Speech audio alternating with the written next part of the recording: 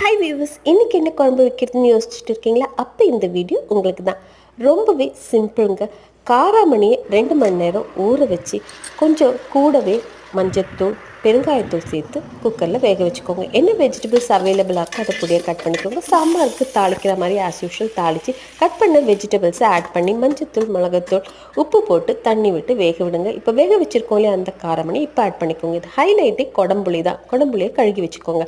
வெங்காயம், இஞ்சி, பூண்டு எல்லாம் தேவையான அளவு எடுத்து நம்ம அரைச்சி தான் ஊற்றிருக்கோம். அதுக்கப்புறமா தக்காளியுமே கொத்தமல்லி, கருவேப்பிலை சேர்த்து அரைச்சி ஊற்றிக்கோங்க. இது எல்லாமே சிம்மில் வச்சு வேக விடுங்க. சைட் பை சைட் நம்ம இப்போ கழுகி வச்சுருக்கோம் இல்லையா அந்த குடம்புளியை ஆட் பண்ணிக்கோங்க. அப்புறமா என்ன, தேங்காய், பச்சை மிளகாய், காஞ்ச மிளகாய், பெருஞ்சீரகம், சிறுஞ்சீரகம் தேவையான அளவு எடுத்து நல்ல ஸ்மூத்தாக அரைச்சி இப்போ வெந்துட்டு இருக்கு இல்லையா அந்த குழம்போட ஆட் பண்ணிக்கோங்க. அவ்வளவுதான், குடம்புளி இட்ட கூட்டம் ரெடி ஆகி இது